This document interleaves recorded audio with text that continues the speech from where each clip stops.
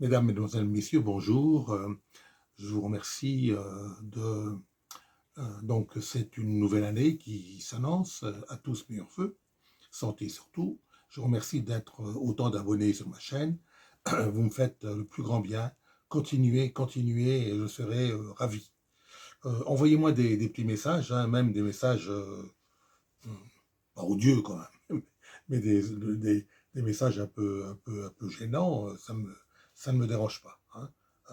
Dès que je peux répondre, dès que j'ai le temps de répondre, certainement la nuit, je le fais, hein.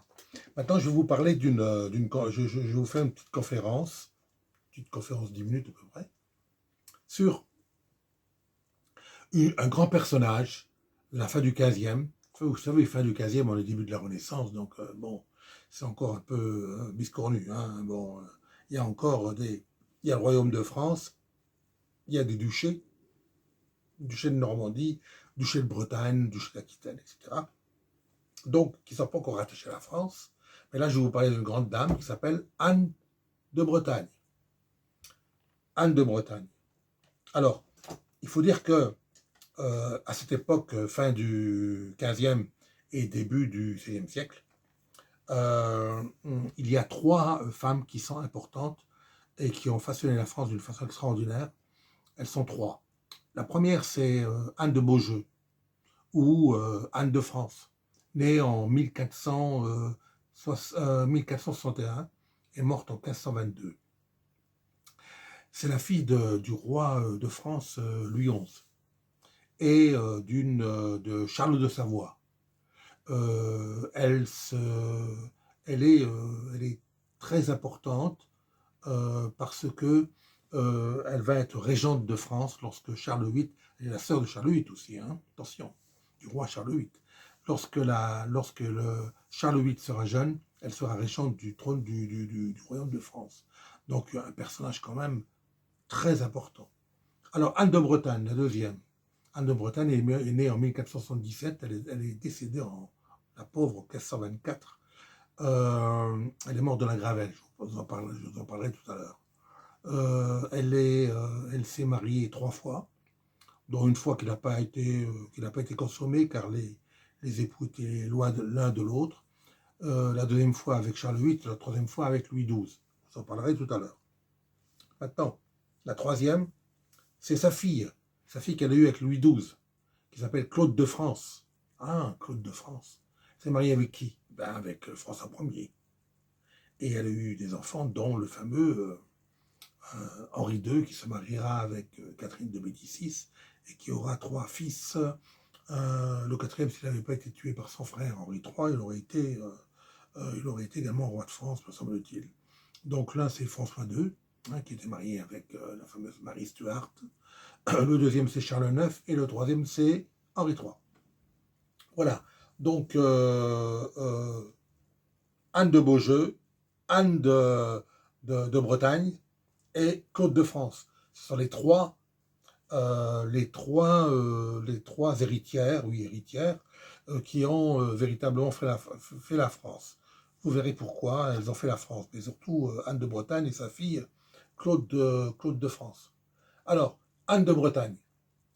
Anne de Bretagne, bien que le premier traité de Guérande, en 1365, fait par Jean IV, stipule que le royaume, c'est pas un royaume, le duché de Bretagne ne peut être donné en héritage qu'à un enfant mâle, un petit peu avant la mort de son papa François II, le duc François II. Elle est l'héritière, bien qu'elle soit femme, avec sa sœur Isabeau, elle est héritière du duché de Bretagne. Et vous verrez plus tard ce qui va se passer. Voilà. Donc, elle a de nombreux prétendants. Ah, quels sont ces prétendants? Alors, le premier, c'est Édouard. Ah, lequel Édouard?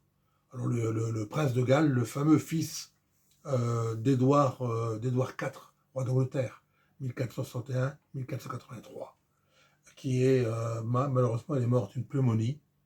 Et après qu'il fut mort, c'est son fils Édouard qui est devenu le roi Édouard V. Il a été roi pendant un mois à peu près. Mais il a été écarté, voire même liquidé par son oncle, le futur Richard III, 1483-1485, qui sera liquidé à la bataille de Bosphore en août 1485. J'ai fait une conférence là-dessus, allez voir la guerre des 2 Roses et vous comprendrez. Donc, premier, c'est donc Édouard. Le deuxième, c'est le futur roi d'Angleterre, Henri VII Tudor, le père d'Henri VIII. Mais celui-ci ne s'intéresse pas à ce mariage, non, ne s'intéresse pas. Roi d'Angleterre, quand même, entre 1485, bataille de Bosphore, à 1509. Le troisième, c'est Maximilien Ier, empereur du Saint-Empire romain germanique, entre 1508 et 1519. Alors, il a été marié avec cette fameuse Anne de Bretagne. Anne de Bretagne n'est pas très belle, hein, elle est un peu disgracieuse, mais elle est relativement assez intelligente. Hein. Bon, elle est bien elle est bien de la trempe de son papa, le duc François II, qui était marié avec une princesse de Navarre, la fameuse Marguerite de Foix. Marguerite de Foix. F-O-X. Foix. Alors, elle sera mariée donc avec Maximilien Ier. Bien que le traité de Sablé, c'est-à-dire le traité du Verger, après la bataille, la guerre folle entre certains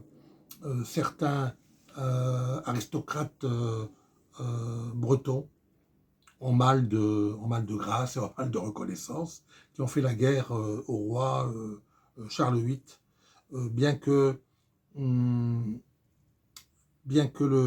traité du Verger stipule que si François II, c'est en août 1488, ça, hein, quelques mois avant la mort de François II, stipule que le traité du Verger stipule que si le duc François II veut marier une de ses 2 filles, soit Anne, soit Isabeau, il doit avoir le consentement du roi de France.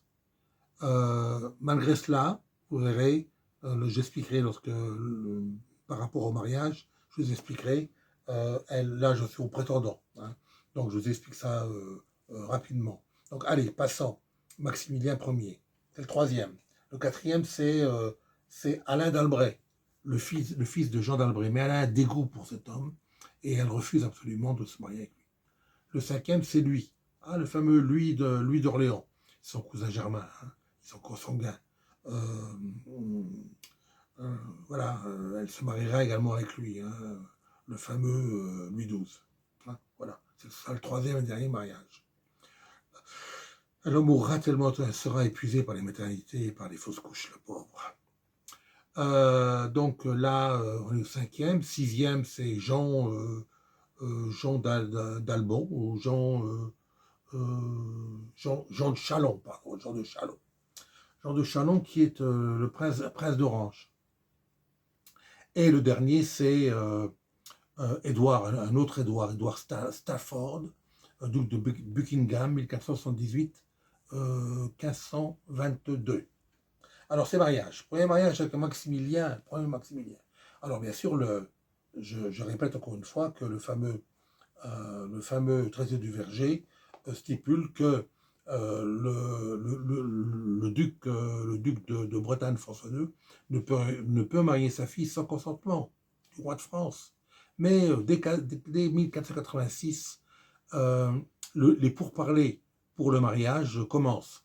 Et le mariage aura lieu, sans la présence des 2 époux ensemble, aura lieu en décembre 1490 jusqu'en décembre 1491. Deuxième mariage avec Charles VIII.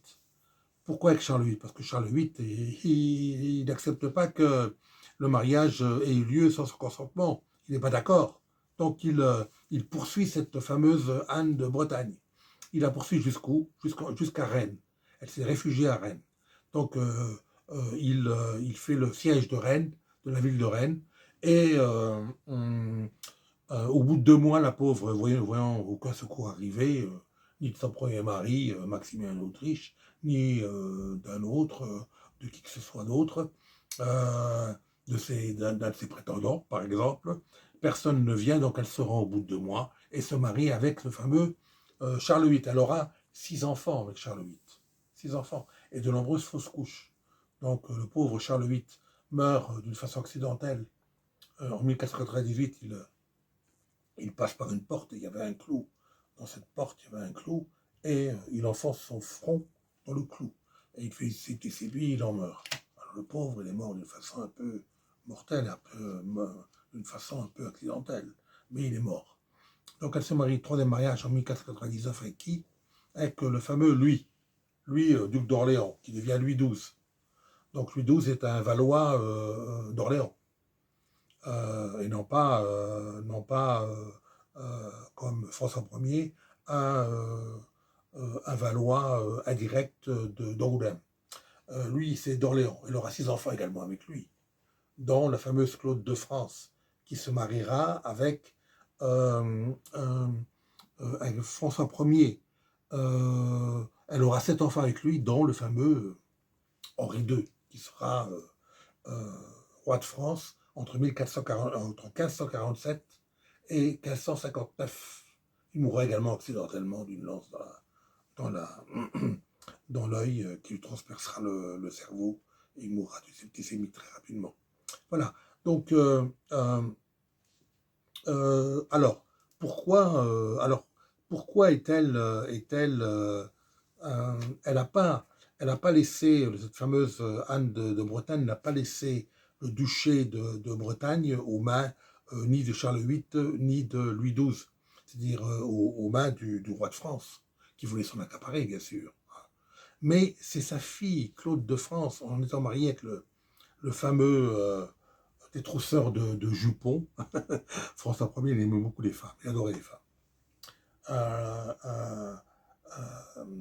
C'est à ce fameux détrousseur de jupons, François Ier, qu'elle livra en première instance en usufruit le duché de Bretagne et qu'elle livra définitivement et perpétuellement le duché de Bretagne à François Ier. Donc le duché de Bretagne devient territoire français. Et c'est ainsi que je considère qu'Anne de Bretagne et Claude de France sont de grandes dames. Elles ont livré un très grand royaume, le royaume de Bretagne, au royaume de France. Merci de m'avoir écouté. Et voilà, c'était rapide. Et je vous remercie de m'avoir écouté. J'espère que ça n'a pas été très long. Merci. À bientôt.